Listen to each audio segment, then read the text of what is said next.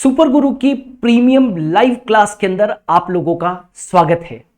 दोस्तों, हम लोगों ने सुपर गुरु ऐप के फाउंडेशन डे के ऊपर ये प्रॉमिस किया था कि यूट्यूब कम्युनिटी के लिए हम लोग कुछ विशेष लेकर आएंगे। तो हाँ, ये क्लास आप लोगों के सामने है। ये क्लास एक प्रीमियम क्लास थी जो हम लोगों ने किसी बैच में ली थी। उन लोगों के एग्जाम्स पूरे हो गए हैं, इसलिए मुझे लगता है कि ये क्लास आप लोगों के लिए बहुत बहुत खास हो सकती है, आपके फ्यूचर के लिए बहुत इंपॉर्टेंट हो सकती है। तो इस क्लास को बहुत अच्छे से देखिएगा, हम लोग इसकी पूरी सीरीज आप लोगों के लिए लेकर आएंगे। एनाटॉमी की क्लास में आपका स्वागत और शुरू करते हैं। Now living mechanical tissue. दोस्तों, ये क्वेश्चन बहुत बार पूछा गया है। लिविंग मैकेनिकल टिश्यू, जीवित यांत्रिक उत्तक। आमतौर के ऊपर यांत्रिक उत्तक जो होते हैं वो मृत होते हैं, लेकिन यहाँ पर क्वेश्चन पूछा गया है लिविंग मैकेनिकल टिश्यू, जीवित यांत्रिक उत्तक। तो जीवित यांत्रिक उत्तक जो है वो कौन सा है? कॉलिन कायमा है। कॉलिन कायमा, ठीक है। जीवित यांत्रिक उत्तक कॉलिन कायमा, यानी कि हिंदी में कहें तो स्थूल कोणोत्तक। स्थूल कोणोत्तक जो है वो क्या चीज़ है? डेट इज जीवित यांत्रिक उत्तक है। जीवित यांत्रिक उत्तक, हाँ, काफ़ी लोगों ने जवाब दिया है। फादर ऑफ प्लांट एनाटॉमी, पादप शारीरिकी का जनक। पादप शारीरिकी का जनक, कभी कभी कॉम्पिटिटिव एग्जाम्स के अंदर ऐसे क्वेश्चन भी पूछ लेते हैं, तो तैयार रहना चाहिए। पादप शारीरिकी का जनक तो कौन है वो? N grew. एन ग्र्यू जो है वो पादप शारीरिकी विज्ञान का क्या है? जनक है। टिश्यू टर्म गिवन बाय, उत्तक शब्द किसने दिया? तो जो पादप शारीरिकी का जनक है उन्होंने ही उत्तक शब्द दिया, अर्थात उत्तक शब्द देने वाला भी कौन था? एन ग्र्यू ही था। एन ग्र्यू ने ही क्या दिया? उत्तक शब्द भी दिया। नेक्स्ट आ जाते हैं, part of the plant which remain unaffected by virus infection. पादप का वह भाग जो विषाणु के संक्रमण से अप्रभावित रहता है। देखो, एक चीज़ याद रखना, पूरा प्लांट वायरस से प्रभावित हो जाए, यानी कि विषाणु से संक्रमित हो जाए, लेकिन एक ही भाग ऐसा होता है पादप का जो विषाणु से संक्रमित नहीं होता है। मेगा का आंसर आया है और वो है मेरिस्टेमेटिक टिश्यू। मेरिस्टेमेटिक टिश्यू यानी कि विभज्योतक उत्तक। विभज्योतक उत्तक, ये जो उत्तक होता है कभी भी वायरस से प्रभावित नहीं होता है। आपको मालूम है ना, रूट और शूट के अपेक्स के ऊपर पाया जाता है। ये मूल और तने के शीर्ष के ऊपर पाया जाता है, मूल और प्ररोह के शीर्ष पे पाया जाता है, और इसमें एक्टिव डिवाइडिंग सेल्स होती है। इस टिश्यू में क्या होता है? एक्टिव डिवाइडिंग सेल्स होती है, और इसीलिए ये उत्तक जो होता है वो कभी भी वायरस से इन्फेक्टेड नहीं होता है। ये पूछ सकते हैं एग्जाम के अंदर, बहुत महत्वपूर्ण प्रश्न है। Next, type of primary meristem. Primary meristem जो हैं वो कितने प्रकार के हो सकते हैं, मतलब प्राथमिक विभज्योतक के प्रकार। तो प्राथमिक विभज्योतक दो प्रकार के होते हैं। एक जो होता है शीर्ष विभज्योतक। शीर्ष विभज्योतक आपने शायद सुना होगा, शीर्ष विभज्योतक। और दूसरा जो होता है वो होता है अंतर्विष्ट विभज्योतक। अंतर्विष्ट विभज्योतक, ठीक है। ये दो चीजें याद रखना, शीर्ष विभज्योतक और अंतर्विष्ट विभज्योतक। ये जो शीर्ष विभज्योतक है वो कौन सा है? That is apical meristem. Apical meristem. और अंतर्विष्ट विभज्योतक जो है वो कौन सा है? इंटरकैलेरी मेरिस्टेम, है ना। ये जवाब आप लोगों के, मुझे देख रहा हूँ मैं चैट सेक्शन के अंदर, ये सही नहीं आ रहे हैं। कुछ लोगों ने लिखा है ना सही। तो एपिकल मेरिस्टेम और अंतर्विष्ट विभज्योतक, इंटरकैलेरी मेरिस्टेम जो है वो प्राथमिक विभज्योतक के प्रकार है। और द्वितीयक विभज्योतक के प्रकार कौन है? द्वितीयक विभज्योतक, टाइप ऑफ सेकेंडरी मेरिस्टेम। तो ये कौन सा होता है? पार्श्व विभज्योतक। एक ही होता है, और वो कौन सा होता है? पार्श्व विभज्योतक। पार्श्व विभज्योतक यानी कि मैं कहना चाहता हूँ lateral meristem. Lateral meristem clear है? कौन सा है भाई? Lateral meristem. तो द्वितीयक विभज्योतक का प्रकार, द्वितीयक विभज्योतक का प्रकार कौन सा है? यस, पार्श्व विभज्योतक। घनश्याम जी का सही है उत्तर, उत्तम जी का भी सही है। तो द्वितीयक विभज्योतक का प्रकार कौन सा है? पार्श्व विभज्योतक है। आगे बढ़ते हैं। Primary xylem and primary phloem formed by. प्राथमिक जाइलम और प्राथमिक फ्लोएम का निर्माण कौन करता है? तो प्राथमिक जाइलम और प्राथमिक फ्लोएम का निर्माण दोस्तों हमेशा याद रखना प्रोकैम्बियम से होता है। प्रोकैम्बियम से होता है। प्राथमिक जाइलम और प्राथमिक फ्लोएम का निर्माण, प्रोकैम्बियम को हम लोग प्राक एधा के नाम से जानते हैं। क्या कहते हैं इसे? प्राक एधा। प्राथमिक जाइलम और प्राथमिक फ्लोएम का निर्माण किससे होता है? प्रोकैम्बियम से होता है। Epidermis is formed by, epidermis को कौन बनाता है? तो प्रोटोडर्म बनाती है, प्रोटोडर्म। एपिडर्मिस किससे बनती है? प्रोटोडर्म से। ये सब विभज्योतक है ना, प्रोकैम्बियम प्राक एधा भी विभज्योतक है। ये प्रोटोडर्म यानी कि परित्वक, प्रोटोडर्म क्या है दोस्तों? परित्वक। अधिचर्म का निर्माण इसी से होता है, ठीक है ना। तो प्रोकैम्बियम, प्राथमिक जाइलम और प्राथमिक फ्लोएम का निर्माण किससे होता है? प्रोकैम्बियम से। ये इंपॉर्टेंट हो सकता है आपके एग्जाम के लिए। अधिचर्म का निर्माण किससे होता है? देखिए मैं सारे महत्वपूर्ण प्रश्न यहाँ पर कर रहा हूँ, बहुत ज़्यादा संभावना रहती है इस तरीके के प्रश्न पूछने की। बस आप अपने ऊपर कॉन्फिडेंस रखिए। मैं हमेशा से कहता हूँ मेरे की पॉइंट्स को अच्छे से पढ़िए, ठीक है ना। डीपीपी को कीजिए, टेस्ट दीजिए, राइट, मॉडल टेस्ट पेपर को कीजिए, लेक्चर नोट्स देखिए, सफलता मिलेगी। अधिचर्म का निर्माण किससे होता है? तो परित्वक से होता है। फॉर्मेशन ऑफ ग्राउंड टिश्यू, भरण उत्तकों का निर्माण, भरण उत्तकों का निर्माण किससे होता है? तो भरण उत्तकों का निर्माण भरण विभज्योतक से होता है। भरण विभज्योतक, भरण विभज्योतक, इसको इंग्लिश में कहते हैं दोस्तों ग्राउंड मेरिस्टेम, ग्राउंड मेरिस्टेम, ठीक है। क्या कहते हैं इसे? ग्राउंड मेरिस्टेम कहते हैं। क्लियर? सो कुछ लोगों ने इसका आंसर नहीं दिया मुझे, ग्राउंड मेरिस्टेम। तो भरण उत्तकों का निर्माण भरण विभज्योतक से, अधिचर्म का निर्माण प्रोटोडर्म या परित्वक से, और प्राथमिक जाइलम और प्राथमिक फ्लोएम का निर्माण प्रोकैम्बियम से। नेक्स्ट, मोस्ट प्रिमिटिव टिश्यू, सबसे प्राचीन उत्तक किसको माना गया है? तो मृदुतक को माना गया है। सबसे प्राचीन उत्तक कौन सा है? मृदुतक, यानी कि मैं कहना चाहता हूं पैरेन्काइमा। सबसे प्राचीन उत्तक जो है वो कौन है? पैरेन्काइमा है। Each cell of parenchyma is called, parenchyma की प्रत्येक कोशिका को क्या कहते हैं? मृदुतक की प्रत्येक कोशिका को क्या कहते हैं? तो मृदुतक की प्रत्येक कोशिका को कहते हैं टेट्राकाइडेकाहेड्रोन, टेट्राकाइडेकाहेड्रोन, टेट्राकाइडेकाहेड्रोन। हिंदी में भी लिखते हैं चतुर्दश फलक, मतलब इसके चतुर मतलब कितना होता है? 4, और डेका मतलब कितना होता है? 10। मतलब प्रत्येक कोशिका के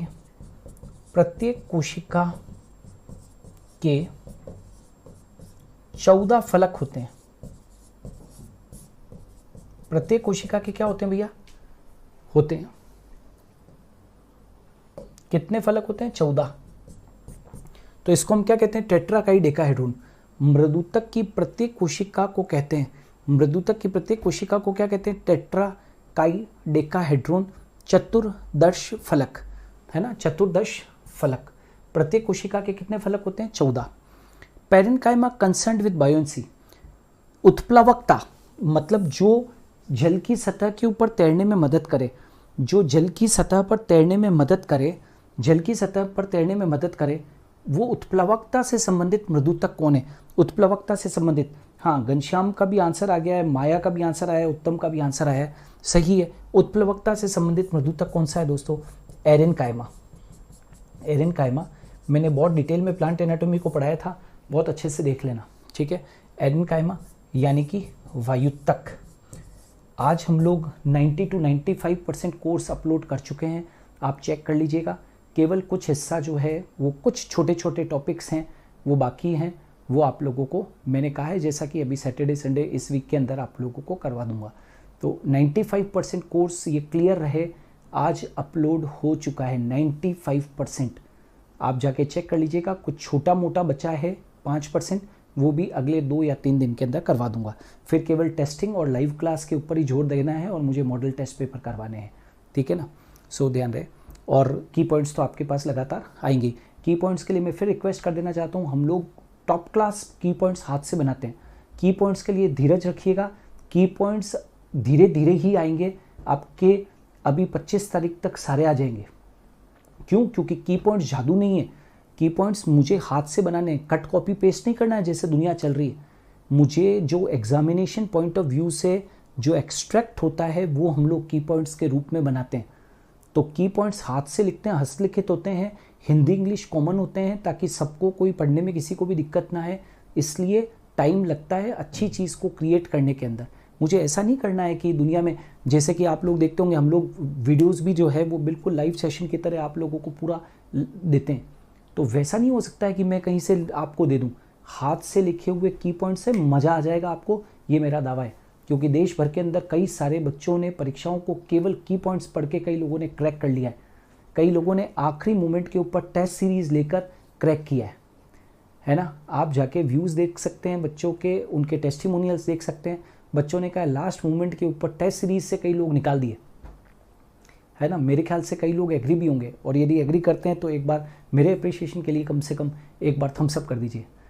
हम लोग कोशिश करते हैं कि अच्छा से अच्छा करें। की पॉइंट्स हमारी मास्टर स्ट्रोक है, मेरे हाथ से मैं लिखता हूँ हर चीज़, और जब हाथ से लिखी जाती है तो दिल से चीज़ें निकलती है, और दिल से चीज़ें निकलती है तो सीधा क्वेश्चन बन के और एग्ज़ाम में आता है। तो थोड़ा सा पेशेंस रखिएगा, इट्स माई हम्बल रिक्वेस्ट। चलो, आप लोग इतना अप्रिशिएट करते हैं, thanks a lot everybody. Yes, बिना टाइम वेस्ट किए हुए आप लोगों का आगे बढ़ते हैं।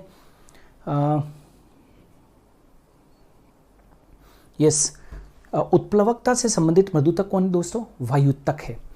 अब आ जाते हैं, parenchyma concern with photosynthesis. Photosynthesis से रिलेटेड कौन है भाई? प्रकाश संश्लेषण से संबंधित मृदुतक। प्रकाश संश्लेषण से संबंधित मृदुतक, तो प्रकाश संश्लेषण से संबंधित मृदुतक कौन सा? क्लोरेनकाइमा, यानी कि हरित मृदुतक। मैकेनिकल डेड टिश्यू, अब आ रहा है mechanical tissue. Living mechanical tissue नहीं मैंने पूछा है मैकेनिकल टिश्यू, और वो भी डेड। तो यांत्रिक मृत उत्तक तो एक ही होता है, स्क्लेरेनकाइमा, यानी कि दोस्तों दृढ़ोत्तक। Other name of stone cells. आप नाशपाती को आपने खाया होगा, तो नाशपाती को खाते हैं या अमरूद को खाते हैं तो चरचर की आवाज़ आती है, बहुत हार्ड होता है। बहुत बार एग्जाम के अंदर क्वेश्चन पूछा गया है दोस्तों, इंपॉर्टेंट मार्क कर लेते हैं। तो बताओ जल्दी से, कौन बता रहा है इसका आंसर? कौन बताएगा मुझे?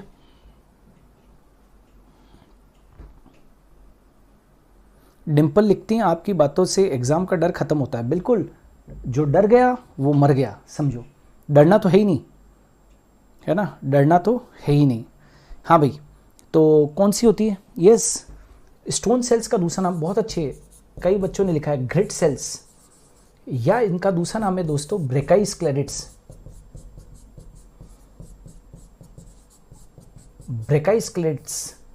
ब्रेकाइस्क्लेरेट्स या grit cells. Other name of stone cells. Stone cells का अन्य नाम, स्टोन सेल्स का जो अन्य नाम है वो ग्रिड सेल्स है। क्या तो इनको क्या कहते हैं? ग्रिड सेल्स कहते हैं या ब्रेकाइस्क्लेरेट्स कहते हैं। जैसे किस में पाई जाती है? तो अमरूद के अंदर, है ना। एग्जाम्पल, एक और एग्जाम्पल दे देते हैं, नाशपाती के अंदर। नाशपाती को आप खाते हो या अमरूद को खाते हो तो चरचर की आवाज़ आती है। ऐसे ग्रेन्यूल्स मुंह में आते हैं, कण बीच में आते हैं, तो वो ग्रिड सेल्स है।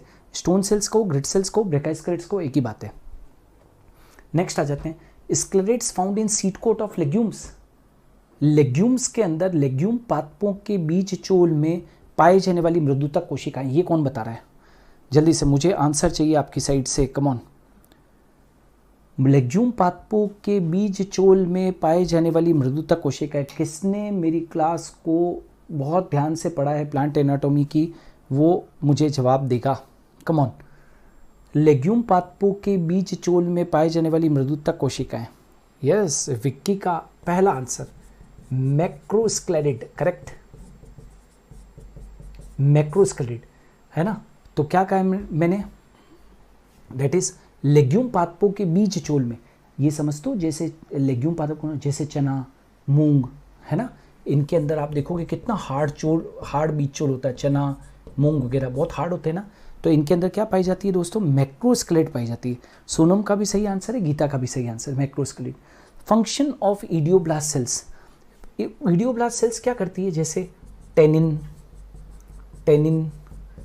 तेल, कैल्शियम ऑक्जेलेट व अन्य उत्सर्जी पदार्थों का संग्रह करती है। इनको विचित्र कोशिकाएं कहते हैं हिंदी के अंदर। ये टेनिन, तेल, calcium oxalate, calcium oxalate, calcium oxalate, tannin, तेल, कैल्शियम ऑक्जेलेट व अन्य उत्सर्जी पदार्थों का क्या करती है, संग्रह करती है। इडियोब्लास्ट सेल्स को हम हिंदी के अंदर विचित्र कोशिकाएं भी कहते हैं। ये एक टाइप है, किसका, मृदुतक का प्रकार है। ये मृदुतक का प्रकार है, कंफ्यूजन मत करना, मृदुतक का प्रकार है। क्लियर है। Now other name of xylem, xylem का अन्य नाम क्या है? तो जाइलम को एक तो क्या कहते हैं दोस्तों, वुड कहते हैं, कास्ट कहते हैं, ठीक है, इसको दारू भी कहते हैं, राइट, कास्ट या वुड या दारू कहते हैं, या इसको इसके जल संवहनीय भाग को, इसके जल संवहनीय भाग को हेड्रोम कहते हैं। इसके जल संवहनीय भाग को हम क्या कह देते हैं, हेड्रोम। तो जाइलम एक संवहनीय उत्तक है, आप सभी जानते हैं। ये कैसा है, एक संवहनीय उत्तक है, ये एक संवहनीय उत्तक है, और इसको वुड या दारू या क्या कह देते हैं हम लोग, हेड्रोम के नाम से भी जानते हैं। अब आ जाते हैं other name of phloem, phloem का अन्य नाम, फ्लोएम का ये, तो ये भी कैसा है, संवहनीय उत्तक है, ये भी संवहनीय उत्तक है। इसके क्या क्या नाम है, तो इसको हम क्या कहते हैं, बास्ट कहते हैं, या इसको हम क्या कहते हैं, पोषवाह कहते हैं दोस्तों, या फिर इसका एक और नाम है जो इसका भोजन को संवहन करने वाला जो भाग है, भोजन को संवहन करने वाला, भोजन का संवहन करने वाला भाग है, वो क्या है, लेप्टोम है। तो आप इसको बास्ट कह सकते हो, आप इसको पोषवाह कह सकते हो, और आप इसको लेप्टोम कह सकते हो। यस, काफ़ी अच्छा लिख रहे हैं बच्चे। तो other name of phloem bast, पोषवाह या लेप्टोम। स्टार्च शीट किसको कहते हैं? देखिए, स्टार्च शीट उसको कहेंगे जिसमें क्या होते हैं, स्टार्च कण होते हैं। जिसमें स्टार्च कण होते हैं उसको स्टार्च शीट कहते हैं। जिसमें स्टार्च कण होते हैं उसको स्टार्च शीट या मंडाच्छेद कहते हैं। दोस्तों, मंडाच्छेद जो है वो अंतश्चर्म को कहते हैं। अंतश्चर्म बोले तो क्या, एंडोडर्मिस, ज़्यादा पॉपुलर नाम जो है इसका अंग्रेजी नाम है एंडोडर्मिस, ठीक है। स्टार्च शीट किसको कहते हैं, एंडोडर्मिस को कहते हैं। Starch sheath is endodermis. Clear. Casparian strips are found in, casparian पट्टियाँ किस में पाई जाती है? तो दोस्तों, कैस्पियन पट्टियाँ जो पाई जाती है वो वापस से अंतश्चर्म में पाई जाती है, अंतश्चर्म में, यानी कि again I can say endodermis में पाई जाती है।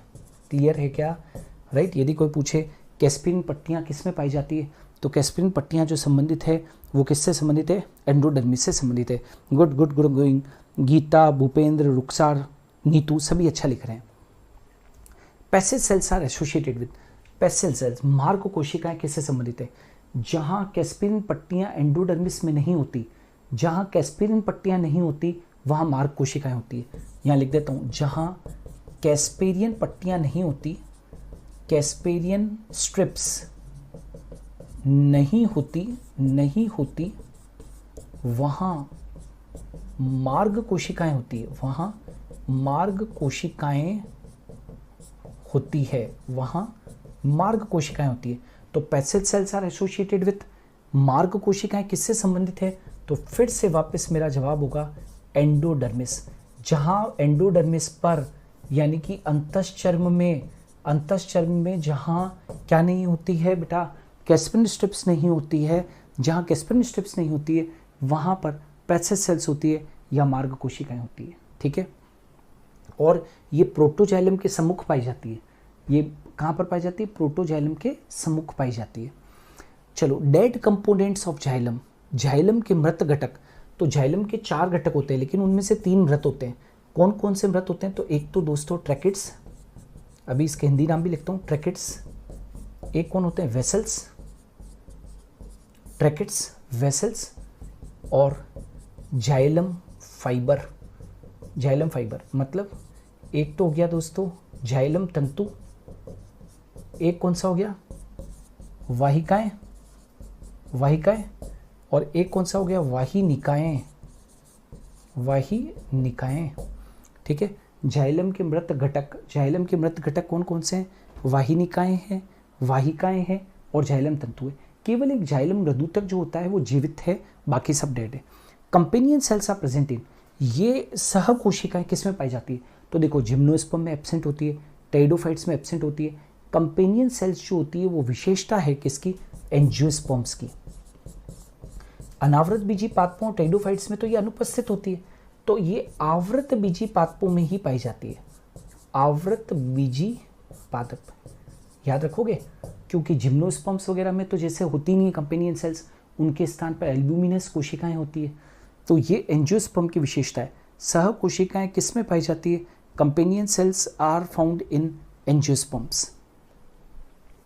इन winter seasons sieve pores are blocked by, आपको मालूम है फ्लोएम के अंदर चालनी पट्टियाँ होती है, फ्लोएम के अंदर चालनी नलिकाएं होती है, चालनी नलिकाओं के ऊपर चालनी पट्टियाँ होती है और चालनी पट्टियों के ऊपर चालनी छिद्र होते हैं। अरे समझ में आ रहा है भैया? सीव ट्यूब के अंदर सीव प्लेट होती है, सीव प्लेट के ऊपर सीव पोर्स होते हैं। तो सर्दी के दिनों के अंदर ये जो चालनी छिद्र होते हैं या जो सीव पोर्स होते हैं, ये सीव पोर्स दोस्तों क्या हो जाते हैं? बंद हो जाते हैं। किससे बंद हो जाते हैं? कोई जवाब देखा क्या? Yes come on. नहीं, गलत। घनश्याम जी गलती हो गई है, एग्जाम में ये गलती नहीं करनी है। जया का आंसर सही है, रुखसार का आंसर सही है, निधि का आंसर सही है और कामिनी और उमा, इन सब का सही है। टाइलोसिस नहीं घनश्याम जी, थोड़ा सा कॉन्सेप्ट आप चूक गए हो, राइट। चालनी छिद्र किससे बंद हो जाते हैं? कैलोज नामक कार्बोहाइड्रेट से, कैलोज नामक कार्बोहाइड्रेट से, कैलोज नामक कार्बोहाइड्रेट, ठीक है। वो तो जो टाइलोसिस है वो तो वाहिकाओं, जाइलम वाहिकाओं के अंदर पाई जाती है, हार्टवुड के अंदर, जो कि पानी की एंट्री को रोकती है। In pteridophytes and gymnosperm which cells are present in place of companion cells. Pteridophytes के अंदर और जिम्नोस्पर्म्स के अंदर दोस्तों, टेरिडोफाइट्स के अंदर और अनावृत बीजी पादपों में सहकोशिकाएं तो होती नहीं है।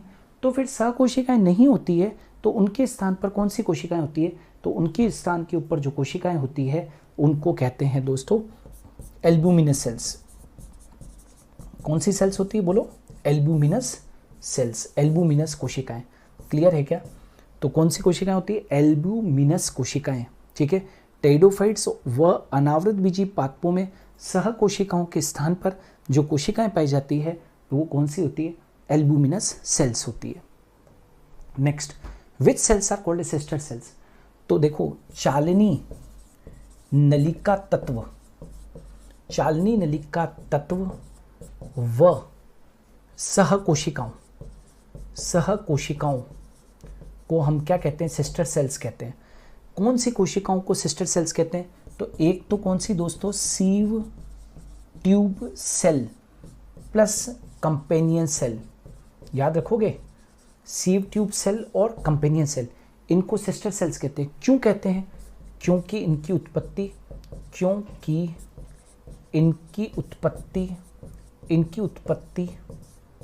एक ही मात्र कोशिका, एक ही मात्र कोशिका मतलब मदर सेल, एक ही मात्र कोशिका से हुई है, ठीक है। क्योंकि इनकी उत्पत्ति किससे हुई है? एक ही मात्र कोशिका से हुई है। तो चालनी नलिका तत्व, सीव ट्यूब सेल और सह कोशिकाओं को सिस्टर सेल्स कहते हैं क्योंकि इनकी उत्पत्ति एक ही मदर सेल से हुई है। Resin glands are found in, very important, ये क्वेश्चन पूछे गए हैं, very important. Resin glands are found in, बताओ कौन बता रहा है? Resin glands are found, very good. Huma का पहला आंसर, हुमा का पहला आंसर।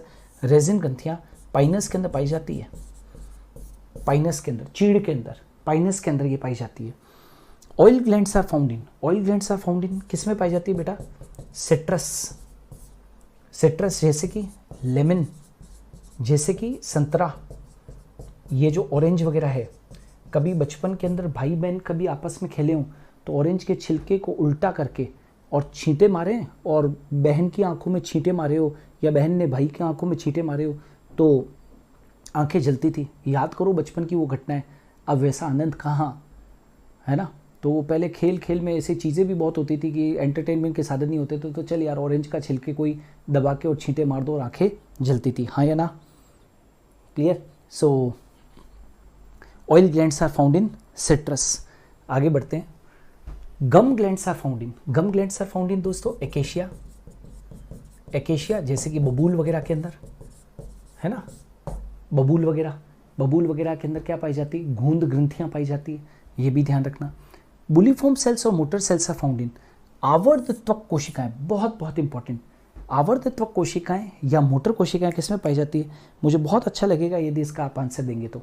बुलिफॉर्म सेल्स, मेरी पढ़ाई गई बातों को जिन्होंने आत्मसात किया है बहुत अच्छे से, हाँ, मोनोकॉट्स की अपर एपिडर्मिस में, मोनोकॉट्स की अपर एपिडर्मिस में, मोनोकॉट लीफ की अपर एपिडर्मिस में, मोनोकॉट लीफ की ऊपरी अधिचर में, ऊपरी अधिचर में स्थित, ऊपरी अधिचर में स्थित, ठीक है। आवर्तक कोशिकाएं या मोटर कोशिकाएं किसमें पाई जाती है? तो बुलिफॉर्म सेल्स और motor cells are found in monocot leaf की ऊपरी अधिचर में स्थित। जैसे एक उदाहरण दे देता हूं, जैसे उदाहरण के तौर पर maize, wheat etcetera. Is hypodermis found in roots? क्या मूलों में अधश्चर्म होती है? तो एक चीज याद रखना, दुनिया की किसी भी मूल के अंदर हाइपोडर्मिस नहीं हो सकती है। तो इन रूट्स हाइपोडर्मिस एब्सेंट। क्या लिखेंगे? इन रूट्स हाइपोडर्मिस, हाइपोडर्मिस एब्सेंट। दुनिया के किसी भी मूल में, दुनिया के किसी भी मूल के अंदर हाइपोडर्मिस क्या होती है? एब्सेंट होती है। क्या मूलों में अधश्चर्म पाई जाती है? क्या रूट्स में हाइपोडर्मिस पाई जाती है? तो मूलों में अधश्चर्म नहीं पाई जाती है, एब्सेंट होती है। Types of vascular bundle in dicot stem. देखो मैं एक कोड देता हूं ताकि कभी भी नहीं भूलेंगे। टाइप, एक चीज याद रखना कि द्विबीजपत्रियों में संबंध डाइकोट स्टेम में, तो ऐसे याद रखो CCEO, एक कोड देता हूं CCEO, conjoint, conjoint collateral, conjoint collateral, एंडार्क और ओपन। भूलना मत बेटा, ये बहुत इंपॉर्टेंट है। कॉन्जॉइंट यानी कि संयुक्त, कोलेटरल मतलब समपार्श्विक, कॉन्जॉइंट कोलेटरल, अंतः आदि दारुक, अंतः आदि दारुक और खुले प्रकार के। क्लियर है? ये याद रखना, कोड याद रखना, CCEO। यस। अब type of vascular bundle in monocot stem. Monocot stem में क्या हुआ बेटा? CCEC। बड़ा सिंपल है। कॉन्जॉइंट कोलेटरल, कॉन्जॉइंट कोलेटरल, एंडार्क, ऊपर जैसा ही है, बस यहाँ पर कैम्बियम नहीं होती, तो ये कैसा हो गया? बंद प्रकार का हो गया, क्लोज्ड प्रकार का। Type of vascular bundle in dicot root. Dicot root द्विबीजपत्री मूल में। दोस्तों बहुत बहुत इंपॉर्टेंट, रियो, मैं कोड से आप लोगों को सिखा देता हूँ, कभी भी गलती आपसे नहीं होगी। रियो, रियो का मतलब क्या होता है? रेडियल, रेडियल बोले तो अरिये, अरिये समनपुल होते हैं, अरिये। और एक्सार्क होता है, एक्सार्क कंडीशन होती है। एक्सार्क का मतलब होता है बाह्य आदि दारुक, बाह्य आदि दारुक, बाह्य आदि दारुक। और डाइकोट है तो कैम्बियम होगी ओपन, यानी कि कैसे होंगे? खुले प्रकार के। क्लियर है? रियो द्विबीजपत्री मूल में समनपुल का प्रकार कैसा होता है? रियो, रेडियल, एक्सार्क एंड ओपन। आगे बढ़ते हैं। Type of vascular bundle in monocot root, थोड़ा सा चेंज हो जाएगा, REC यानी कि रेडियल एक्सार्क। भूलना मत ये, radial exarch and closed. Hindi English सब में लिख रहा हूँ, जिस भाषा में भी तुमको समझ में आ जाए। अरिये, बाह्य आदि दारुक, अरिये, बाह्य आदि दारुक और बंद प्रकार के। Radial exarch and closed, radial exarch and closed, अरिये, बाह्य आदि दारुक और बंद प्रकार के, अरिये, बाह्य आदि दारुक और बंद प्रकार के। Type of vascular bundle in dicot and monocot leaf. Dicot और मोनोकॉट लीफ के अंदर कोड दे रहा हूँ CCC। लीफ का अपना खुद का समनपुल नहीं होता, जो तना का होता है समनपुल वही लीफ के अंदर जाता है, वही लीफ के अंदर जाता है। तो क्या कहेंगे दोस्तों? कॉन्जॉइंट कोलेटरल, कोलेटरल और क्लोज्ड। क्यों? क्योंकि कई लोग कहते हैं और इस डाइकोट है, डाइकोट लीफ है तो ओपन वेस्कुलर बंडल लिखते ना। अरे भैया, तो कोई कभी पत्तियों में सेकेंडरी ग्रोथ होती है क्या? पत्ती की जगह पे पता होता है क्या? नहीं होता ना। कॉन्जॉइंट कोलेटरल और क्लोज्ड यानी कि संयुक्त समपार्श्विक, संयुक्त समपार्श्विक और बंद प्रकार के, है ना। ये ध्यान रखना। Conjoint, collateral and closed. Type of vascular bundle in dicot and monocot leaf. Protoxylem, आदि दारू क्या होता है? First formed xylem, first formed xylem, यानी कि प्रोटो मतलब क्या होता है? फर्स्ट, प्रथम निर्मित, प्रथम निर्मित जाइलम, प्रथम निर्मित जाइलम जो होता है, प्रथम निर्मित जाइलम, उसको हम क्या कहते हैं? प्रोटोजाइलम। एंड मेटाजाइलम क्या होता है? Later formed xylem, later formed xylem, बाद में निर्मित जाइलम। हाँ, हुमा ने बताया था प्रोटोजाइलम का आंसर, लेटर फॉर्म जाइलम, बाद में निर्मित जाइलम, बाद में निर्मित, बाद में निर्मित जाइलम। जो बाद में बने वो अनुदारू, जो पहले बन जाए वो आदि दारू। First form xylem protoxylem, later form xylem metaxylem. अच्छा, क्यूटिकल रिड्यूसेस, आपको मालूम होना चाहिए ये एपिडर्मिस है और यहाँ पर स्टोमेटा होते हैं। ये देखो, ये स्टोमेटा है और इसके ऊपर ये क्या होती है? एपिडर्मिस के ऊपर क्या होती है? क्यूटिकल होती है। तो क्यूटिकल का काम क्या है? क्यूटिकल बोले तो उपत्वचा। तो क्यूटिकल का काम क्या है दोस्तों? क्यूटिकल का काम क्या होता है? तो क्यूटिकल किसको कम करती है? तो cuticle reduces to transpiration. Cuticle हमेशा ट्रांसपीरेशन को क्या करती है? रिड्यूस करती है। वाष्पोत्सर्जन को कम करती है। वाष्पोत्सर्जन, वाष्पोत्सर्जन को कम करती है। याद रखोगे दोस्तों, वाष्पोत्सर्जन को कम करती है। देखें जवाब आया क्या कुछ लोगों का? गुड। उमा, रुखसार, कीर्ति, कविता, गुड। चलो, रूट हेड्स आर यूनिसेलुलर और मल्टीसेलुलर। सरोज ने जवाब दिया है कि रूट हेड्स जो होते हैं वो कैसे होते हैं? यूनिसेलुलर होते हैं। रूट हेड्स कैसे होते हैं बेटा? यूनिसेलुलर, यानी कि एक कोशिकीय होते हैं, एक कोशिकीय होते हैं। ठीक है, रूट हेड्स कैसे होते हैं? यूनिसेलुलर होते हैं, कभी भी मल्टीसेलुलर नहीं होते हैं रूट हेड्स। रूट हेड्स कैसे होते हैं? एक कोशिकीय होते हैं। Next, vessels are absent in, very important. वाहिकाएं अनुपस्थित होती है, मतलब जाइलम के अंदर जो वाहिकाएं होती है वो एब्सेंट होती है। तो हमेशा याद रखो, जिम्नोस्पर्म्स के अंदर बेटा, जिम्नोस्पर्म्स और क्या होगा? टेरिडोफाइट्स, जिम्नोस्पर्म और टेरिडोफाइट्स, याद रखोगे। टेरिडोफाइट्स, एक तो टेरिडोफाइट्स में नहीं होती है और एक अनावृत बीजी जो पादप होते हैं, बहुत बहुत विशेष अनावृत बीजी। ये कभी भी आप लोगों से क्वेश्चन पूछ लेंगे कि वेसल्स किस में एब्सेंट होती है? तो टेरिडोफाइट्स में और जिम्नोस्पर्म्स में। Vessels are present in, vessel वाहिकाओं का पाया जाना किसकी विशेषता है? वेसल्स का पाया जाना किसकी विशेषता है? तो ये विशेषता है एंजियोस्पर्म्स की। किसकी विशेषता है दोस्तों? एंजियोस्पर्म्स, आवृत बीजी पादपों की, आवृत बीजी पादप। ठीक है। Now what are open vascular bundles? Open vascular bundles क्या होते हैं?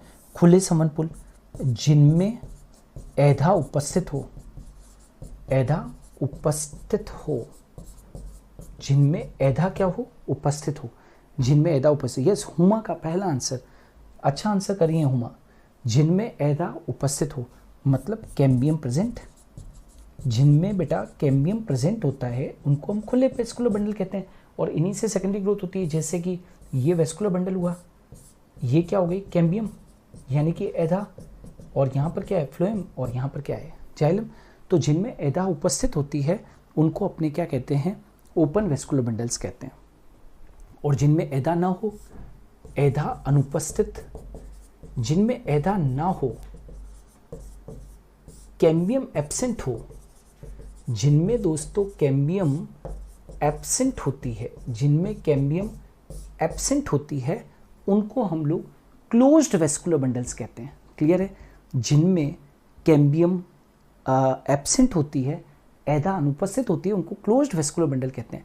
अब रेडियल वेस्कुलर बंडल क्या है? रेडियल वेस्कुलर बंडल जाइलम व फ्लोएम अलग अलग त्रिज्या पर पाए जाते हैं। अभी डायग्राम भी बना के बताता हूँ। अलग अलग त्रिज्या पर पाए जाते हैं पहली बात, xylem and phloem are found on different radii, और एक और चीज़ याद रखना, number of xylem is equal to number of phloem, और एक और चीज़, जाइलम और फ्लोएम एकांतर क्रम में पाए जाते हैं। जाइलम व फ्लोएम एकांतर क्रम में पाए जाते हैं। जरा देखना बेटा, हम कैसे अरीय समनपुलों को कैसे शो करेंगे, जरा देखो, ये क्या है बेटा, सब जाइलम, और ये क्या है, फ्लोएम है। तो बताओ, जाइलम और फ्लोएम अलग अलग त्रिज्या पर पाए जाते हैं, दिख रहे हैं, जाइलम अलग और फ्लोएम अलग, ठीक है। और number of xylem is equal to number of phloem, 3 xylem है तो 3 ही फ्लोएम है, और यदि ऐसा होगा तो जाइलम और फ्लोएम एकांतर क्रम में पाए जाएंगे, ठीक है। और अरीय समनपुल किसकी विशेषता है, मूलों की विशेषता, किसकी विशेषता है, मूलों की। अच्छा, कॉन्जॉइंट वेस्कुलर बंडल क्या होते हैं, तो कॉन्जॉइंट वेस्कुलर बंडल का मतलब होता है बेटा, जाइलम और फ्लोएम एक ही त्रिज्या पर पाए जाते हैं। जाइलम व फ्लोएम एक ही त्रिज्या पर पाए जाते हैं। जाइलम और फ्लोएम एक ही त्रिज्या पर पाए जाते हैं। कॉन्जॉइंट वेस्कुलर बंडल कैसा होता है, देखो बना के बताता हूं, ये फ्लोएम और ये जाइलम। जब जाइलम और फ्लोएम एक ही त्रिज्या पर पाए जाते हैं तो कितना फर्क है, रेडियल वेस्कुलर बंडल के अंदर आप देख सकते हो जाइलम और फ्लोएम अलग अलग त्रिज्या के ऊपर पाए जा रहे थे, लेकिन यहाँ पर जाइलम और फ्लोएम एक ही त्रिज्या पर पाए जाते हैं। When xylem and phloem are found on the same radii, when xylem and phloem are found on the same radii, then this condition is called as conjoint vascular bundle, and conjoint vascular bundle is the feature of stems. दुनिया के जितने भी तने हैं उनके अंदर संयुक्त समनपुल पाए जाते हैं। दुनिया के जितने भी मूले हैं उन सब के अंदर बेटा कौन से पाए जाते हैं, रेडियल वेस्कुलर बंडल। इसको मत भूलना, प्रश्न बाहर से नहीं आता है, थोड़ा सा विश्वास कीजिएगा, आपके सर के ऊपर विश्वास कीजिएगा। प्रश्न करवाते आए हैं हम लोग बहुत सालों से, और लगभग इसी तरीके के प्रश्न आते, गारंटी नहीं दे रहा हूँ, ऐसा विश्वास है, और विश्वास बहुत बड़ी चीज़ होती है, ठीक है। चलो आगे बढ़ते हैं।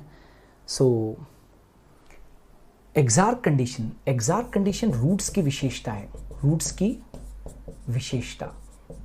एक्सार्क कंडीशन में क्या होता है, प्रोटोजाइलम बाहर की ओर व मेटाजाइलम भीतर की ओर होता है।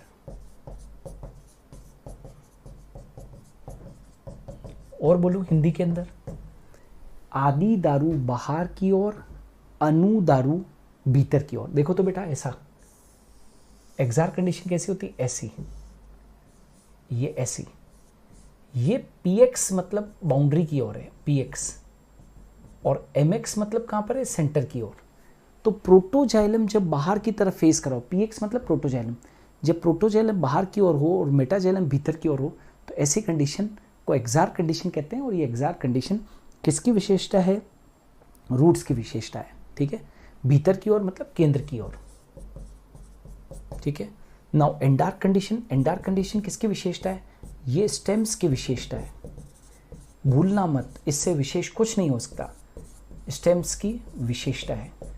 एंडार्क कंडीशन में क्या होता है, उल्टा हो जाएगा, प्रोटोजाइलम केंद्र की ओर, देखो ना हिंदी नाम देखो कितना आसान है, अंतः आदि दारू, मतलब आदि दारू, प्रोटोजाइलम बोले तो आदि दारू, तो आदि दारू केंद्र की ओर, एवं मेटाजाइलम बोले तो अनुदारू परिधि की ओर। जरा डायग्राम देखो तो बिल्कुल उल्टा हो जाएगा, ऐसे, समझ पा रहे हो, प्रोटोजाइलम अंदर की तरफ, मेटाजाइलम परिधि की ओर, ठीक है। ये स्टेम्स की विशेषता होती है एंडार्क condition. In monocot stem hypodermis is made of, monocot stem में हाइपोडर्मिस किसकी बनी होती है, कौन बताएगा बेटा, पहला जो बताएगा उसको मेरी तरफ से 5 स्टार्स, जल्दी से बताओ। एक बीजपत्री तनों में अधश्चर्म किस उत्तक की बनी होती है, मतलब एपिडर्मिस के नीचे जो हाइपोडर्मिस होती है वो किसकी बनी होती है? वेरी गुड, गीता और विक्की का पहला आंसर, दोनों को 5 स्टार। स्क्लेरेनकाइमा, स्क्लेरेनकाइमा धड़ोत्तक किसकी बनी होती है बेटा? धड़ोत्तक की बनी होती है। मोनोकॉट स्टेम में हाइपोडर्मिस, हाइपोडर्मिस समझते हो ना, अधश्चर्म, एपिडर्मिस के नीचे होती है। डाइकोट स्टेम में वेरी वेरी इंपॉर्टेंट, ये बहुत खास है, जिसकी एनाटॉमी के अंदर कमांड है वो बता देगा। डाइकोट स्टेम में हाइपोडर्मिस किसकी बनी होती है बेटा? तो स्थूल कोणोत्तक, स्थूल कोणोत्तक यानी कि कोलेनकाइमा की बनी हुई, कोलेनकाइमा, स्थूल कोणोत्तक। In dicot stem pith is, dicot stem में पिथ कैसा होता है? द्विबीजपत्री तने में मज्जा, तो पूर्ण विकसित, वेरी वेरी इंपॉर्टेंट, पूर्ण विकसित, फुली डेवलप्ड, याद रखोगे, पूर्ण विकसित होता है। द्विबीजपत्री तने में पिथ वेल डेवलप्ड होता है, और मोनोकॉट स्टेम में पिथ बेटा अनुपस्थित, पिथ होता ही नहीं है, एब्सेंट, याद रखोगे भैया जी। डाइकोट स्टेम के अंदर मज्जा पूर्ण विकसित होता है, मोनोकॉट स्टेम में मज्जा होता ही नहीं है। और very important, very very important, dicot root में पिथ हासित या अल्प विकसित, बात समझ में आ रही है? डाइकोट स्टेम में वेल डेवलप्ड था, डाइकोट रूट में उल्टा हो गया, पिथ हासित है, अल्प विकसित है, नॉट डेवलप्ड, नॉट डेवलप्ड, ये भी इंपॉर्टेंट है। और एक और बहुत इंपॉर्टेंट, मोनोकॉट रूट में पिथ कैसा होता है? तो उल्टा हो गया है, डाइकोट रूट में पिथ हासित होता है और मोनोकॉट रूट में पिथ क्या होता है? वेल डेवलप्ड होता है। छोटी छोटी चीजें हैं, भूलना मत, यहां से ही प्रश्न आते हैं, ये तुम्हारे सर का वादा है। वेल डेवलप्ड, सुविकसित होता है, सुविकसित होता है। महत्वपूर्ण प्रश्नों को हम यहाँ पर लेकर आए हैं, बहुत बहुत महत्वपूर्ण, ठीक है। एंडोडर्मिस एंड पेरिसाइकल एब्सेंट, अंतश्चर्म और परिरंभ किसमें अनुपस्थित होती है? अंतश्चर्म और परिरंभ किसमें अनुपस्थित होती है? तो याद रखना, ये मोनोकॉट स्टेम के अंदर होती है। मोनोकॉट स्टेम, एक बीजपत्री तना, एक बीजपत्री तना। एंडोडर्मिस और पेरिसाइकल, एंडोडर्मिस और पेरिसाइकल किसमें एब्सेंट होती है? अंतःशर्म और परिरंभ किसमें अनुपस्थित होती है? तो एक बीजपत्री तने में ये दोनों ही चीजें नहीं होती है। ज्योति का आंसर सही है, बिल्कुल ज्योति का आंसर, उमा का आंसर सही आया मेरे पास में। Next, role of cambium, cambium का काम क्या होता है? तो मानो कि ये कैम्बियम है ना, ये कैम्बियम है, ठीक है। तो रोल ऑफ कैम्बियम, एधा का कार्य क्या होता है? तो एधा का काम क्या होता है? डिवीजन करना। तो इसका महत्वपूर्ण कार्य द्वितीयक वृद्धि, इसका सबसे महत्वपूर्ण जो कार्य है वो सेकेंडरी ग्रोथ करवाना है ना। डाइकोट्स के अंदर जो सेकेंडरी ग्रोथ होती है, डाइकोट्स में सेकेंडरी ग्रोथ एधा के कारण ही होती है। तो यहाँ पर ये भी लिख देते हैं, डाइकोट्स यानी कि द्विबीजपत्री डाइकोट्स में द्वितीयक वृद्धि, द्वितीयक वृद्धि एधा के कारण ही होती है, एधा के कारण ही होती है। डाइकोट्स में द्वितीयक वृद्धि, डाइकोट्स में द्वितीयक वृद्धि एधा के कारण ही होती है। द्वितीयक वृद्धि यानी कि सेकेंडरी ग्रोथ किसके कारण हो रही है? एधा के कारण। मिजार कंडीशन क्या होती है? मिजार कंडीशन ऐसी है दोस्तों, मिजार कंडीशन फर्न्स वगैरह में पाई जाती है। मैं बना देता हूँ तो ज़्यादा समझ में आएगा। यहाँ पर दूसरे कलर से बना देते हैं। ये देखो, मिजार कंडीशन मध्यादि दारू, मतलब मध्यादि, मध्य में आदि दारू। प्रोटोजाइलम कहाँ पर है? मध्य में। आदि दारू, आदि दारू कहाँ पर है दोस्तों? मध्य भाग में, रटना नहीं है, भाग में, राइट। प्रोटोजाइलम मध्य भाग में, और ये जो है ये क्या है? मेटाजाइलम है। और मेटाजाइलम इसको घेरे रहता है। मेटाजाइलम क्या होता है दोस्तों? अनुदारू होता है, अनुदारू। तो ये जो कंडीशन है, कि आदि दारू को चारों तरफ से मेटाजाइलम घेरे रहे, ये मध्यादि दारू का अवस्था होती है। और ये किस में पाई जाती है, उदाहरण भी दे देता हूँ, फर्न्स के अंदर। फर्न्स का जो राइजोम होता है उसके अंदर ये कंडीशन पाई जाती है। यू स्टील क्या होती है, तो ये डाइकोट स्टेम में पाई जाती है। डाइकोट स्टेम में यू स्टील क्या है दोस्तों, डाइकोट स्टेम में। और यू स्टील में क्या होता है, संवहन पुल वलय में पाए जाते हैं, वलय में पाए जाते हैं।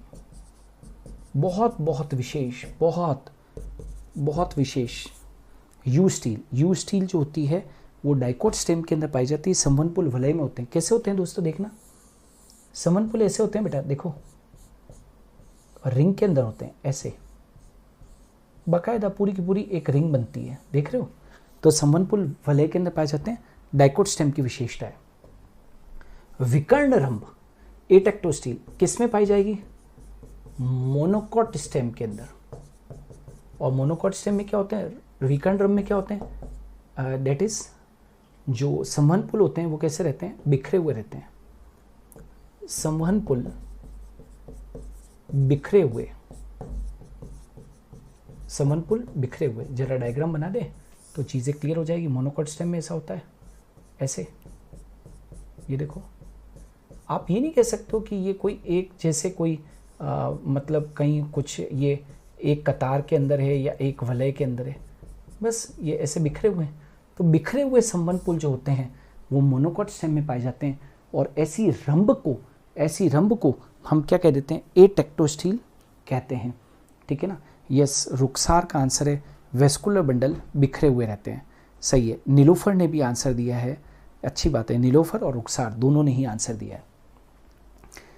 बाउंड्री लेयर ऑफ स्टील, आप ये तो जानते हो रंभ, ये रंभ है, तो रंभ की सीमा परत कौन है, अरे स्टील जो होती है उसकी सीमा परत कौन है, very important, very very important. तो बाउंड्री लेयर, रंभ की सीमा परत कौन है दोस्तों, पेरिसाइकिल। रंभ की सीमा परत कौन, पेरिसाइकिल। पेरिसाइकिल को हिंदी में क्या कहते हैं, परिरंभ, रंभ को घेरे हुए परिरंभ, है ना। Stele is surrounded by a boundary layer called as pericycle.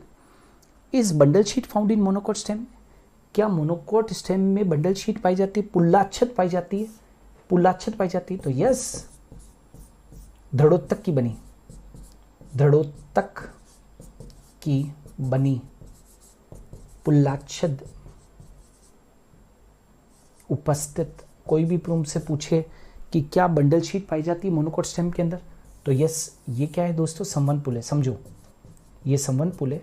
तो मोनोकॉट स्टेम का जो संवहन पुल होता है, और राइट, उसके चारों तरफ ऐसी दृढ़ोत्तक की बनी हुई पुल्लाच्छद पाई जाती है, ऐसी, ये पुल्लाच्छद है, पुल्लाच्छद बोले तो बंडल शीट, और यहाँ पर वेस्कुलर बंडल होते हैं ऐसे, ठीक है। तो क्या ये क्वेश्चन पूछा था कि बंडल शीट के अंदर, बंडल शीट मोनोकॉट स्टेम में पाई जाती है, तो यस, बिल्कुल पहला आंसर मेरे पास में उत्तम का है कि मोनोकॉट स्टेम के अंदर बंडल शीट पाई जाती है। आगे बढ़ते हैं, नेक्स्ट, मल्टीलेड एपिडर्मिस फाउंड इन। वैसे तो एपिडर्मिस एक परती होती है दोस्तों, वैसे तो एपिडर्मिस एक परती होती है। जिन लोगों ने मेरे लेक्चर्स को ध्यान से देखा होगा वो अभी जवाब देगा। Yes, come on, anybody, yes, good, कनेर, अच्छी बात है। पहला आंसर किसका है, नीलोफर का, वेरी गुड, गुड गोइंग। कनेर यानी कि दोस्तों नीरियम, बरगद यानी कि फाइकस, बनियन है ना, और एक और है पेपरोमिया, पेपरोमिया। इनके अंदर मल्टीलेड एपिडर्मिस होती है। अदरवाइज एपिडर्मिस जो होती है वो कैसा होती है बेटा, सिंगल लेड होती है। वेसल्स आर मल्टीसेलुलर, क्या वाहिकाएं बहुकोश की होती है, क्या वाहिकाएं बहुकोश की होती है, तो यस, वेरी इंपॉर्टेंट। वाहिकाएं जो होती है, जाइलम की जो वाहिकाएं होती है, क्या वो बहुकोश की होती है, तो यस, दे आर। बहुत सारे बच्चों ने लिखा है सही उत्तर, यस, ये क्वेश्चन पूछा गया था एग्जाम के अंदर। एंजियोस्पर्म इन विच वेसल्स एब्सेंट, ऐसे कौन से एंजियोस्पर्म्स हैं दोस्तों जिनमें वेसल्स नहीं होती, मैंने पढ़ाया है, मेरे लेक्चर्स को जिन्होंने ध्यान से देखा है वो बताएंगे। यस, कम ऑन, ऐसे एंजियोस्पर्म जिनमें की वेसल्स होती है, कोई भी नहीं बताएगा। Good, very good Ghanshyam ji. यक्का, और लिखें ड्रेसिना, यक्का और ड्रेसिना, यक्का ड्रेसिना। और कोई? डेजिनेरिया, डेजिनेरिया, यक्का ड्रेसिना, ड्रेजिनेरिया। ड्रीमीज किसी ने लिखा? ड्रीमीज, यक्का ड्रेसिनेरिया, हाँ, डेजिनेरिया और ड्रीमीज। इनके अंदर वेसल्स जो होती है वो क्या होती है? एब्सेंट होती है। और कुछ पादप कुल भी होते हैं, जैसे विंटरेसी,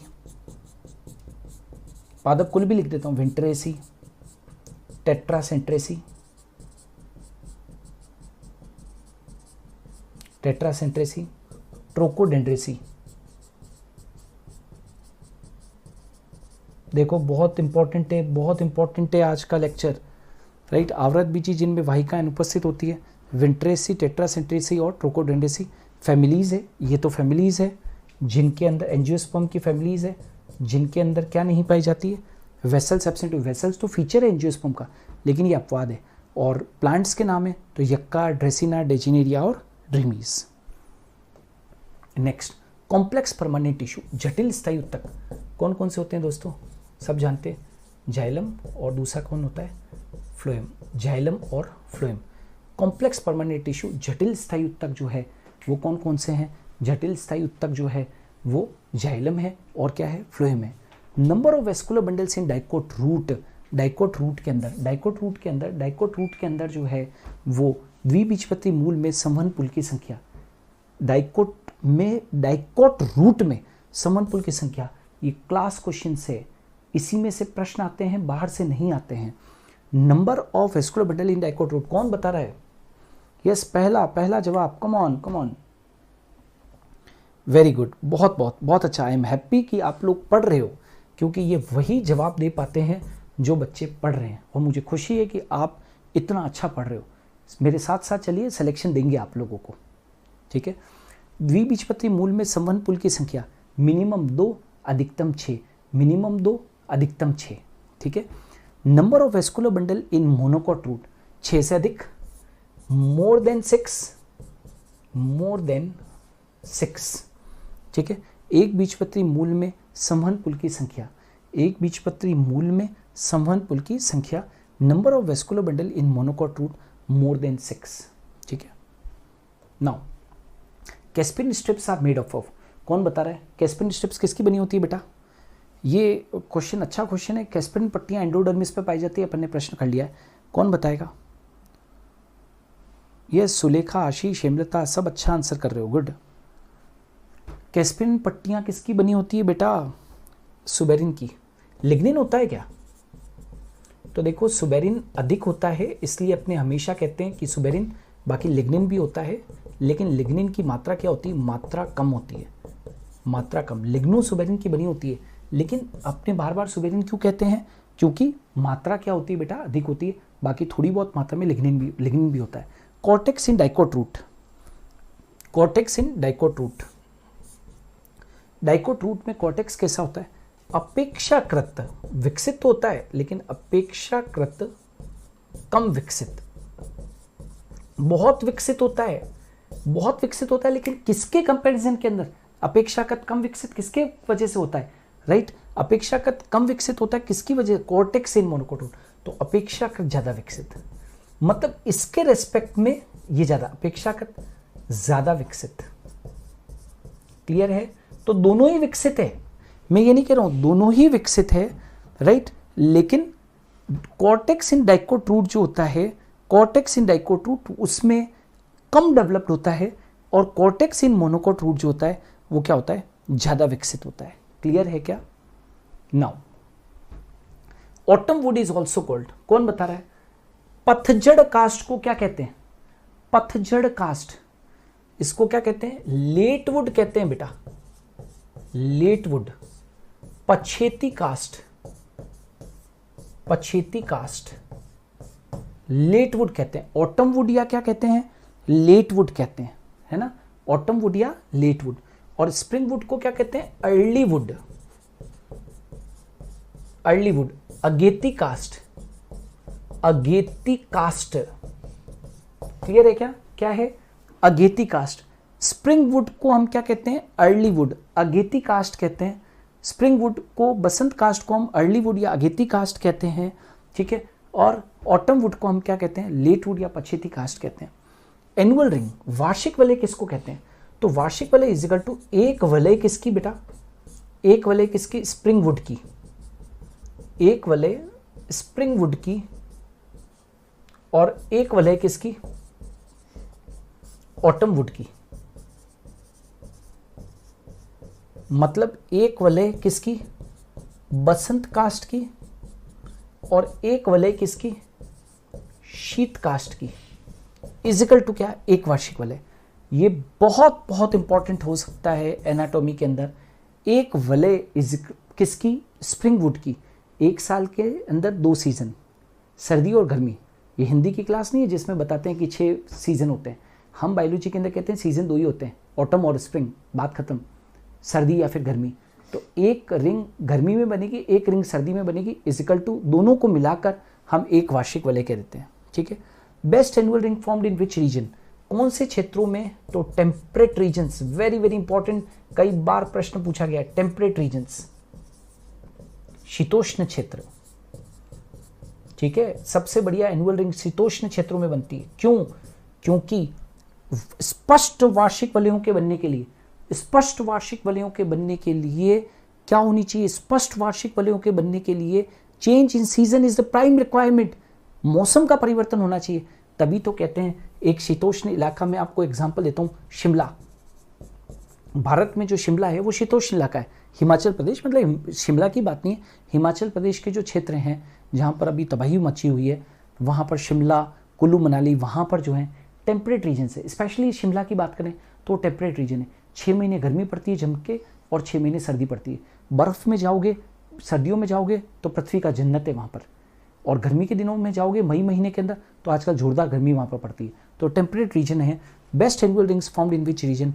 टेम्परेट रीजन, शीतोष्ण इलाके, है ना, जैसे कि शिमला वगैरह। नेक्स्ट आ जाते हैं वेस्कुलर कैम्बियम, संवहनीय एधा। संवहनीय एधा, ये संवहनीय एधा कहाँ होती है? तो ये देखो, ये जैसे रंभ है और ये वेस्कुलर बंडल है, ये वेस्कुलर बंडल है ना। तो ये वाली जो एधा है, ये क्या चीज़ है? This is vascular cambium. और वेस्कुलर कैम्बियम किससे बनती है? तो अंतःपुलीय एधा, अंतःपुलीय एधा प्लस अंतरापुलीय एधा मिलकर क्या बनाती है? संवहन एधा बनाती है। समझ रहे हो दोस्तों, संवहन एधा कैसे बनती है? ये अंतःपुलीय एधा, ये समन पुल के अंदर जो है वो अंतःपुलीय एधा, और 2 समन पुलों के बीच में जो है दोस्तों कौन सी है? अंतरापुलीय एधा, है ना। तो दोनों मिलकर क्या बना देते हैं? संवहन एधा।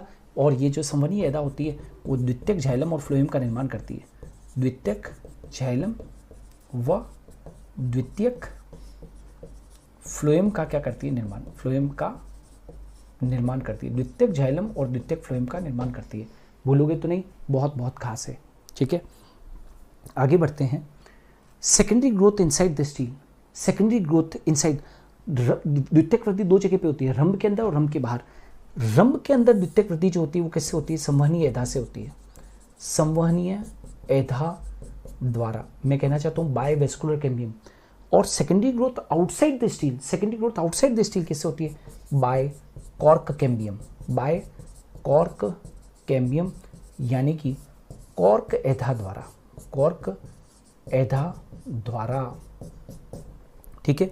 रंभ के बाहर द्वितीयक वृद्धि कॉर्क एधा के द्वारा, रंभ के बाहर द्वितीयक वृद्धि कॉर्क एधा के द्वारा, रंभ के अंदर द्वितीयक वृद्धि संवहन एधा द्वारा, यानी कि by vascular, by vascular cambium. समझ में आ रहा है दोस्तों? बहुत इंपॉर्टेंट है, हर प्रश्न एनाटॉमी का बहुत इंपॉर्टेंट है।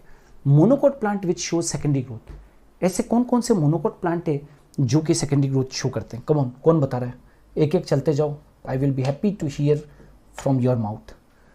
एक बीजपत्री पादपों जो द्वितीयक वृद्धि दर्शाते हैं। देखिए मोनोकोट में तो सेकेंडरी ग्रोथ होती नहीं है, लेकिन फिर भी अपवाद स्वरूप ऐसे मोनोकोट बताओ जिनमें सेकेंडरी ग्रोथ होती है। तो डेट पाम, डेट पाम यानी कि खजूर, लो तुम बोल रहे हो फटाफट, चलो कोकोनट, गुड, जो आपके मैसेज आ रहे हैं वही मैं लिखता हूँ। यक्का, ठीक है, अच्छी बात है, यक्का। और बेटा ड्रेसिना,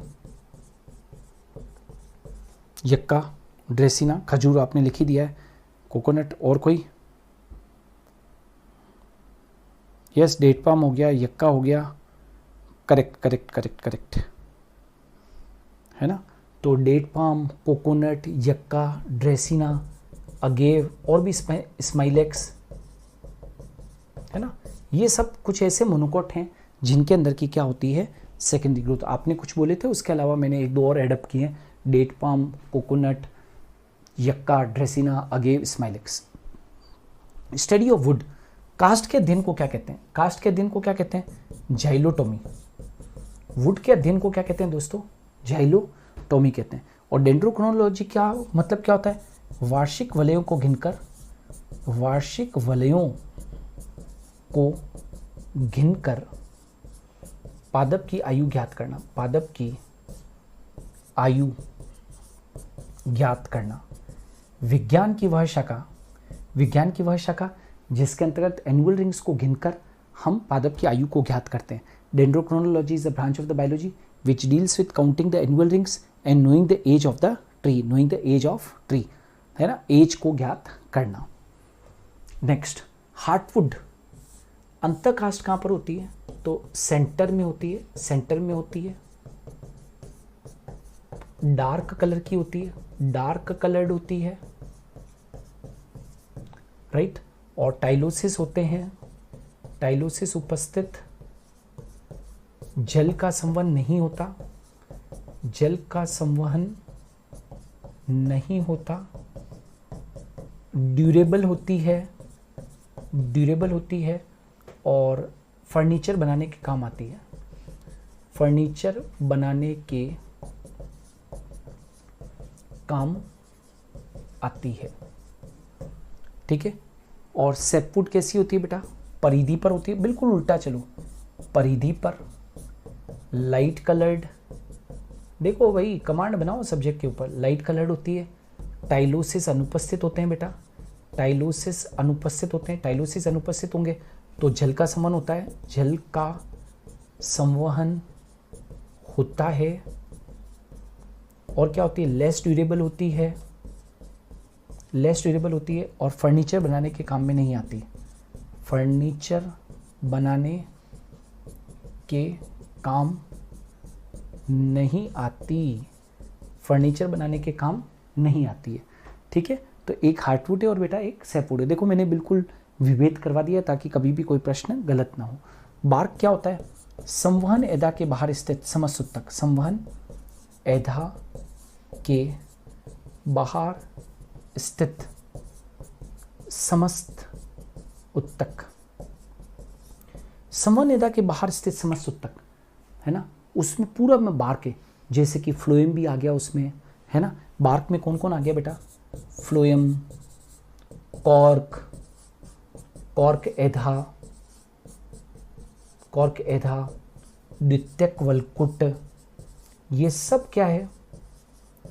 छाल में शामिल, छाल में शामिल, ठीक है बेटा। क्या क्या?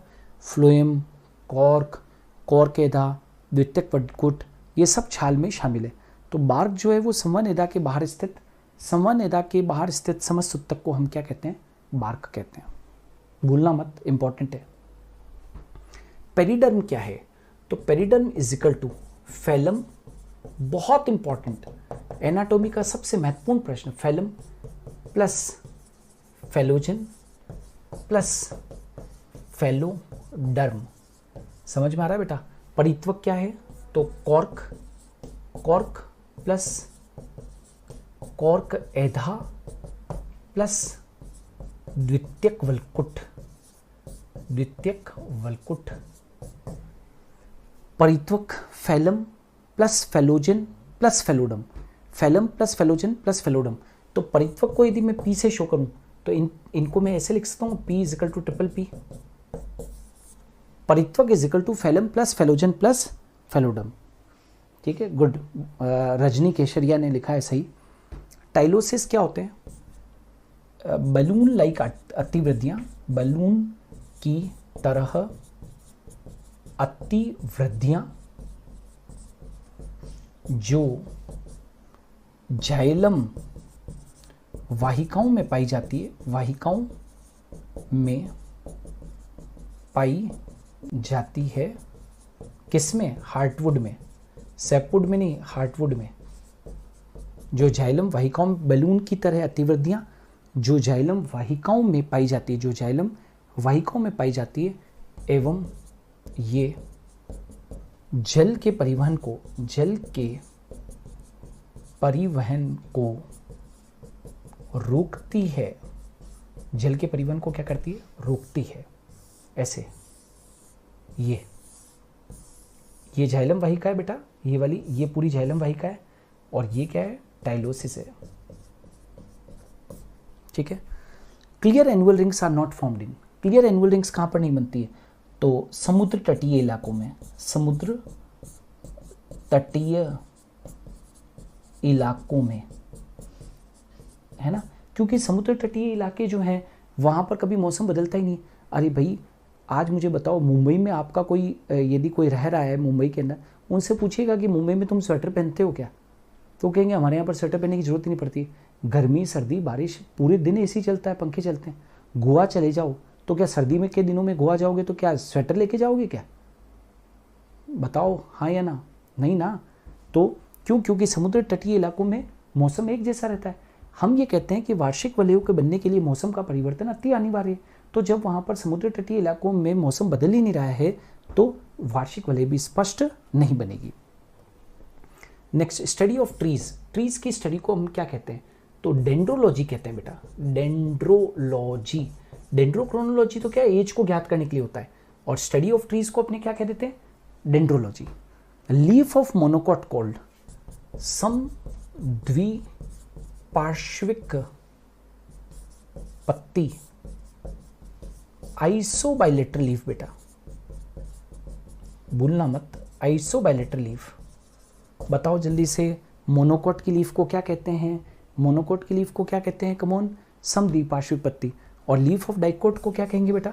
Dorsey ventral leaf, dorsiventral leaf, पृष्ठाधारी पत्ती, पृष्ठाधारी पत्ती, पृष्ठाधारी पत्ती।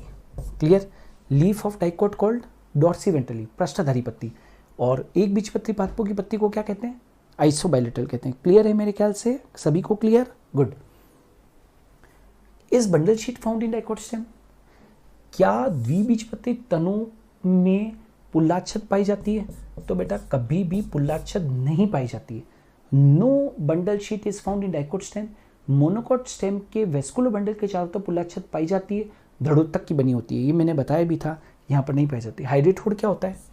तो ये पत्ती के किनारों पर, पत्ती के किनारों पर पाए जाते, किनारों पर पाए जाते हैं, एवं इनसे गटेशन होता है, गटेशन होता है। गटेशन समझते हो? बिंदु स्त्रवन। बहुत बहुत खास, कभी भी प्रश्न पूछ सकते हैं। जलरंध्र, ये देखो, ये पत्ती है, ये शिराएं हैं, और इन शिराओं के कॉर्नर्स के ऊपर यहाँ पर क्या है? ये जलरंध्र है, हाइड्रेटोड है। तो ये हाइड्रेटोड कहाँ होते हैं? पत्ती के किनारों पर होते हैं, और इनसे क्या होता है? बिंदु स्त्रवन। और बिंदु स्त्रवन क्या होता है? जल का बूंदों के रूप में बाहर निकलना। पत्ती के किनारों से जल का बूंदों के रूप में बाहर निकलना ही बिंदु स्त्रवन है। कंसेंट्रिक वेस्कुलर बंडल क्या होते हैं? कंसेंट्रिक वेस्कुलर बंडल क्या होते हैं? तो कंसेंट्रिक वेस्कुलर बंडल में दो कंडीशन है, एक तो जाइलम सेंटर में हो और फ्लोएम चारों तरफ हो, और एक उल्टी कंडीशन है, फ्लोएम सेंटर में हो और जाइलम चारों तरफ हो। तो ये तो क्या हो गया? दारू केंद्री, दारू केंद्री। और ये क्या है? पोषवाह केंद्री, पोषवाह केंद्री। समझ में आ रहा है? जैसे कि फ्लोएम बीच में और जाइलम चारों तरफ है तो पोषवाह केंद्री, और जाइलम सेंटर में और फ्लोएम चारों तरफ है तो दारू केंद्री। जानते हो इसको हम क्या कहते हैं? इसको एम्फीक्राइब्रल कहते हैं, एम्फीक्राइब्रल। और इसको क्या बोलते हैं बेटा? एम्फीवासल कहते हैं। आप चाहें तो इसको हेड्रोसेंट्रिक भी कह सकते हो, हेड्रोसेंट्रिक, और इसको अपने क्या बोलते हैं बेटा, लेप्टोसेंट्रिक, लेप्टोसेंट्रिक। तो ये क्या है, कंसेंट्रिक वेस्कुलर बंडल है, संकेंद्री संवहन पुल है। मेरे ख्याल से क्लियर हो गया संकेंद्री संवहन पुल, ठीक है। चलो आगे चलते हैं। हेड्रोसेंट्रिक का मतलब क्या हुआ, वेरी सिंपल, ये जाइलम केंद्र में, फ्लोएम चारों तरफ, दारू केंद्री, हेड्रोसेंट्रिक। हेड्रोसेंट्रिक का ही दूसरा नाम क्या है, एम्फी क्राइब्रल। और लेप्टोसेंट्रिक के अंदर क्या होता है, फ्लोएम सेंटर में बेटा, और चारों तरफ ये पोषवाह केंद्री, जैसे नेम शो कर रहा है, तो इसको क्या बोलते हैं, एम्फी वासल बोलते हैं, ठीक है, याद रखोगे, एम्फी वासल। प्लांट मिल्क, पादप दुग्ध किसको कहते हैं, प्लांट मिल्क किसको कहते हैं, लिटेक्स को। आपने कई सारे, रबर शीट कहते हैं इसको, कई सारे पादप ऐसे होंगे जैसे कि आपने वो शिव जी के फूल जिसके चढ़ते हैं, कैलोट्रोपिस, आंकड़ा, उसकी पत्ती को तोड़ोगे तो पीछे से दूध निकलता है। नीरियम को तोड़ोगे, नीरियम, तो कनेर की पत्ती को तोड़ोगे तो पीछे से दूध निकलता है। या अफीम के ऊपर, अफीम के डोडे के ऊपर, कैप्सूल के ऊपर कट लगाओगे तो लेटेक्स निकलता है। तो ये सब याद रखें, पादप दुग्ध को क्या बोलते हैं, latex. Next, opium obtained from, opium, opium बोले तो क्या बेटा, अफीम। अफीम किससे प्राप्त होती है, तो पेपेवर सोमनीफेरम, पेपेवर सोमनीफेरम, पेपेवर सोमनीफेरम से प्राप्त होती है। ओपियम प्राप्त होती है किससे, अफीम किससे प्राप्त होती है, पेपेवर सोमनीफेरम। इसको पॉपी प्लांट भी कहते हैं, ठीक है। Commercial rubber obtain from, rubber किससे प्राप्त होता है, तो हेविया ब्रेसिलेंसिस, हेविया ब्रेसिलेंसिस, इसको बेटा रबर प्लांट भी कहते हैं, रबर प्लांट भी कहते हैं। डाइजेस्टिव ग्लैंड्स, पाचक ग्रंथियां, पाचक ग्रंथियां, तो ये इंसेक्टिवोरस प्लांट्स में पाई जाती है, इंसेक्टिवोरस,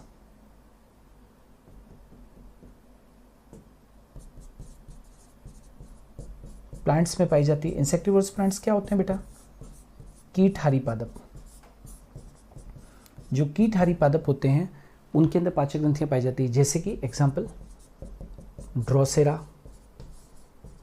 डायोनिया,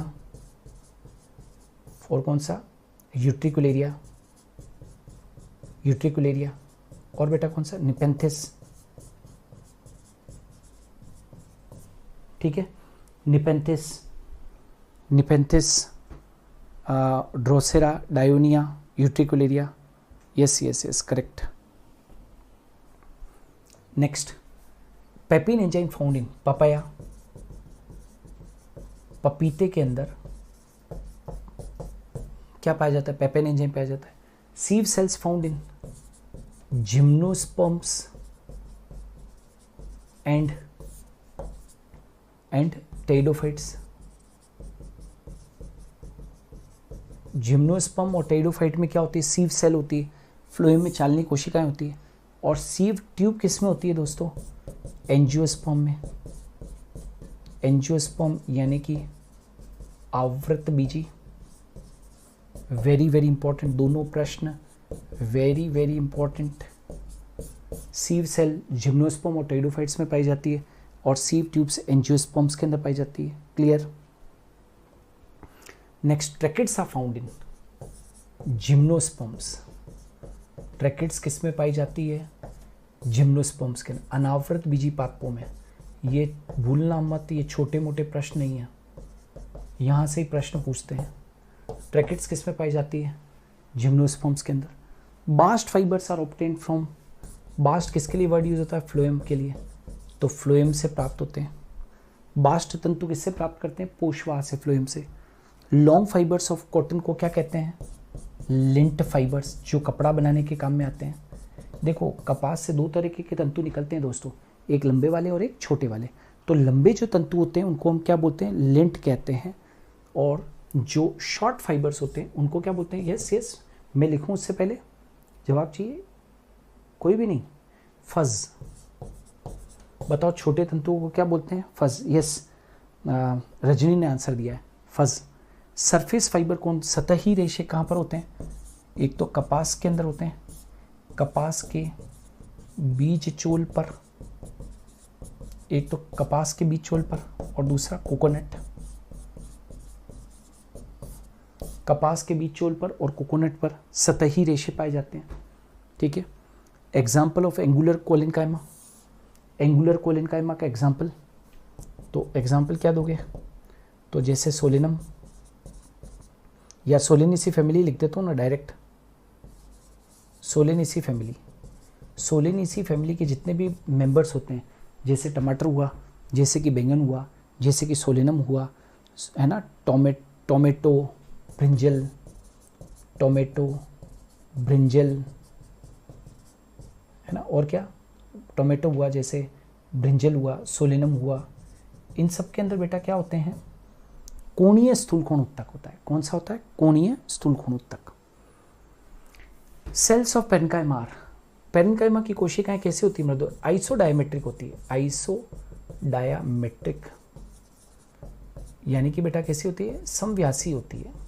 सारी कोशिकाएं एक समान व्यास की होती है, समव्यासी होती है। मृदु तक की कोशिकाएं कैसी होती है? समव्यासी। और एग्जाम्पल ऑफ मास मेरिस्टेम, स्थूल विभज्योतक। स्थूल विभज्योतक में क्या होता है? विभाजन सभी तलों में होता है, विभाजन सभी तलों में होता है। और मास मेरिस्टेम का सबसे बढ़िया जो एग्जाम्पल है वो क्या है? नारियल पानी।